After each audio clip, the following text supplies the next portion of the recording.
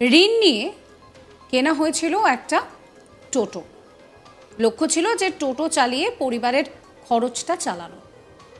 যে ব্যক্তি ঋণ নিয়েছিলেন তিনি কিন্তু টোটো চালাতে শুরু করলে ভেবেছিলেন যে ঋণের সমস্ত টাকা সময়ের মধ্যে শোধ করতে পারবেন, কিন্তু মানুষ ভাবে এক আর হয় আর এক। হঠাৎ করে একদিন রাতে টোটোটি বাড়ির বাইরে থেকে চুরি হয়ে যায় তার। গোটা বিষয়টা সিসিটিভিতে ধরাও পড়ে। এরপর তিনি সিসিটিভির ফুটেজ সহ স্থানীয় থানায় অভিযোগও করেন। একটি ভিডিও ভাইরাল হয়েছে, দেখাবো।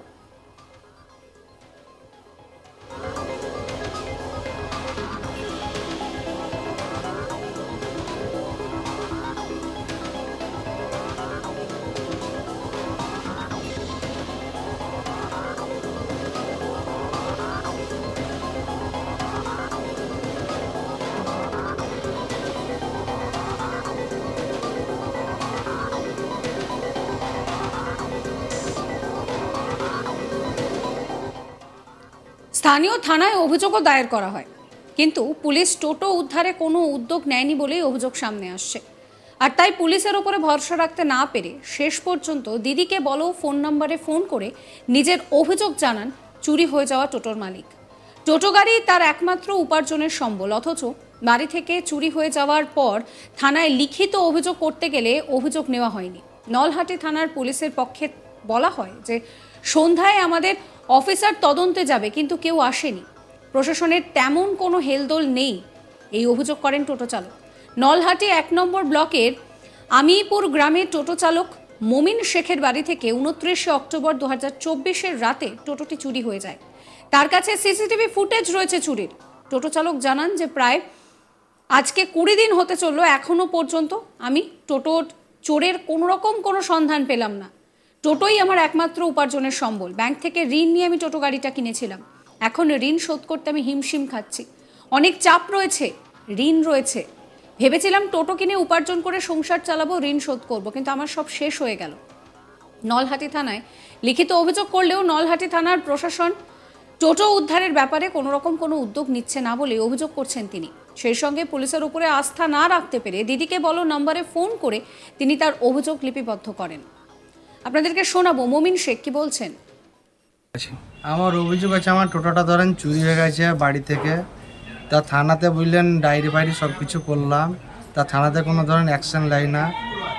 আমাকে ডায়েরিটা যখন আমি জমা দিলাম তখন আমাকে বলেছি সন্ধ্যাবেলায় ইনকোয়ারি করতে যাব, তাও আমার ধরুন বাড়িকে ইনকোয়ারি করতে গেল না। আবার এলাম, আবার এসে আবার থানাতে জানিয়েছি, কোনো অভিযোগ নাই। গরিবের সংসার, ওই টোটোটা আমার সম্বল ছিল। ওই টোটোটা নিয়ে মানে আমার সংসারটা চলতো। টোটোটা জিনিসটা চলে গেছে আমার সংসারে, আমার ভাত পর্যন্ত দুটো হয় না। আর বন্ধন নুন নিয়ে আমি টোটোটা কিনেছিলাম, আমি বন্ধন নুন দেবো না আমি টোটোটায় মানে আমি ভিক্ষা করতে হবে আমাকে, তাছাড়া আমার উপায় নাই। আর নাহলে আমাকে সেলপাস করে আমাকে মরতে হবে। টোটোটা চুরি হয়েছিল আপনার ওই ২৮ তারিখ না ২৯ তারিখ এইরকমভাবে ধরেন চুরি হয়েছিল। চুরি হওয়ার পর ধরেন সোসাইটিতে আমার বন্ধন নুন নিয়ে আছে ২ লাখ টাকা। ২ লাখ টাকা নুন নিয়ে মানে টোটোটা আমি কিনেছিলাম। কেনার পর মানে ৫ দিন থেকে ৬ দিনের মাথায় আমার টোটোটা চুরি হয়ে গেল। টোটোটা চুরি হয়ে গেল মানে কোনো কেউ আমার ধরেন অ্যাকশন নিচ্ছে না। আসছি যা হবে, আসছি দেখছি এই বল না, আর আমি খালি বললেন ঘুরেন যেছে। আমার কোনো কাজ মানে কিছু আমি করতে পারি না। আমার মাজা ভাঙা, আমার এই দাপনা ভাঙা। আমি টোটোটা কিনেছিলাম দুটো ইনকামের পথের জন্য। তা আমাকে এখন সেলপাস খাওয়া ছাড়া তো আমার কোনো উপায় নাই। আমার বাড়িতে সংসারে আমার তো সংসারই চলে না। আমার বন্ধন নুন নিতে ছিল, বন্ধন নুন আমি করতাম মিটাবো, বন্ধন নুনের জন্য আমি আবার লুকিয়ে বাড়িয়েছি। অভিযোগের মানে কাগজ আমাকে দেয়নি। আমার যে অভিযোগ করেছিলাম সেই কাগজটা ধরেন থানাতে আমি জমা দিয়েছি, কিন্তু ও আমাকে কোনো কাগজ দেয়নি কিংবা কোনো স্টাম্পও দেয়নি। আমাকে বললো যে সন্ধ্যাবেলায় বিকালবেলায় আমাদের লোক যাবে না, তোমার বাড়ি ইনকোয়ারি করবে। পজিশন একবার মোটেই তো কাজ করছে না। কাজ যদি করতে তাহলে আমার টোটোটা তো বেড়ে যেত, কিন্তু টোটোটা তো আমার বার হচ্ছে না।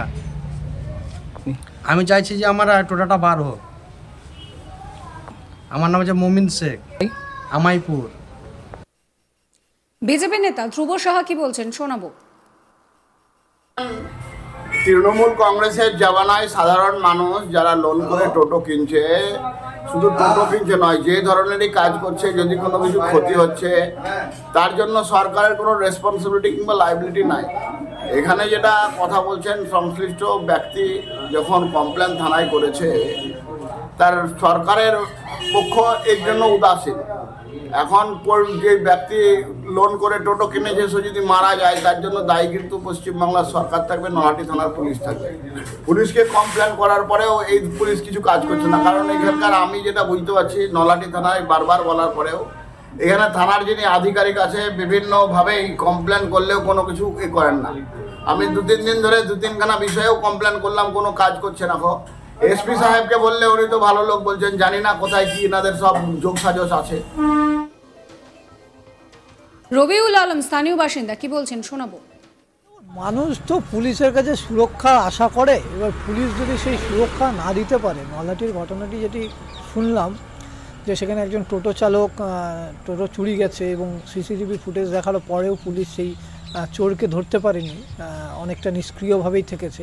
এটা অত্যন্ত বেদনাদায়ক, কারণ একজন করে খাওয়া মানুষ যদি তার জীবিকা থেকে সরে যায় তাহলে সেই মানুষের দুঃখ দুর্দশা থাকবেই। এছাড়াও এই জেলার বিভিন্ন প্রান্তে চুরি ছিনতাই থেকে শুরু করে নানান বিষয় ঘটে চলেছে। এই কিছুদিন আগে বোলপুরেও একজন বন্দী সে হাসপাতালে বিচারাধীন অবস্থায় থাকাকালীন মারা গেলেন। কীভাবে মারা গেলেন সে বিচারাধীন অবস্থায়, সেক্ষেত্রেও পুলিশ অনেকটা নীরব থেকেছে। এইভাবে একের পর এক নানান ঘটনা এই জেলায় ঘটছে। যেহেতু এই দেশের মুখ্যমন্ত্রী, এই রাজ্যের মুখ্যমন্ত্রী হচ্ছেন পুলিশ মন্ত্রী এবং তিনি বারবার পুলিশকে বলেছেন যে মানুষের প্রতি মানবিক হতে, তো আমরা সাধারণ মানুষ হিসাবে এই ভরসায় রাখবো, এই আশাই করব যে পুলিশ মানুষের কথা ভাববে এবং মানুষের যে ছোটোখাটো বিষয় দাবি দেওয়া রয়েছে সেগুলো নিয়ে পুলিশ আরও তৎপর হবে। এই নিয়ে আমার কালিক শান্তনুর একটি রিপোর্ট দেখাবো আপনাদের। বীরভূম জেলা পুলিশের বিরুদ্ধে একের পর এক কিন্তু অভিযোগ, আক্ষেপ, ক্ষুব্ধ সাধারণ জনগণ, আম পাবলিক। এবার আবারও সেই ফের নলহাটি থানাতে পুলিশের বিরুদ্ধে কিন্তু ক্ষোভ উগরে দিল অভিযোগকারীর দাবি 29/10/2024 তার টোটো চুরি যায়। সেই টোটো চুরি যাওয়ার যে মুহূর্ত, সেই মুহূর্তের ভিডিও সিসিটিভিতে কিন্তু রেকর্ড হয় এবং সেই ভিডিও কিন্তু পুলিশের হাতে দিলেও তা এখনও পর্যন্ত সুরাহা করতে পারছে না পুলিশ কিন্তু তদন্ত করতে আসবে বলেও এমনটা জানানোর পরও কিন্তু তদন্ত হচ্ছে না কোনোভাবেই। এমনিতেই টোটো চালক বলছে যে তার জীবন জীবিকা ছিল এই টোটোর উপর নির্ভরশীল। এই মুহূর্তে কিন্তু ওই টোটো চালক না খেতে পেয়ে মরতে বসেছে, এমনই কিন্তু কাঁদো সুরে তিনি মন্তব্য করছেন। তিনি বারবার করজোড়ে পুলিশকে জানানো সত্ত্বেও পুলিশের নিষ্ক্রিয় ভূমিকা কিন্তু বারবার উঠে আসছে। রীতিমতো তিনি আরও উঠছে যে প্রশ্ন, যে যেখানে চোরের ভিডিও সিসিটিভিতে ধরা পড়লো কিন্তু পুলিশের জালে কিন্তু চোর ধরা পড়ছে না। রীতিমতোই পুলিশ একেবারে নিষ্ক্রিয় হয়ে পড়েছে। সাবস্ক্রাইব করবেন আজ তাক বাংলার ইউটিউব চ্যানেলকে, ফলো করবেন হোয়াটসঅ্যাপ চ্যানেলও।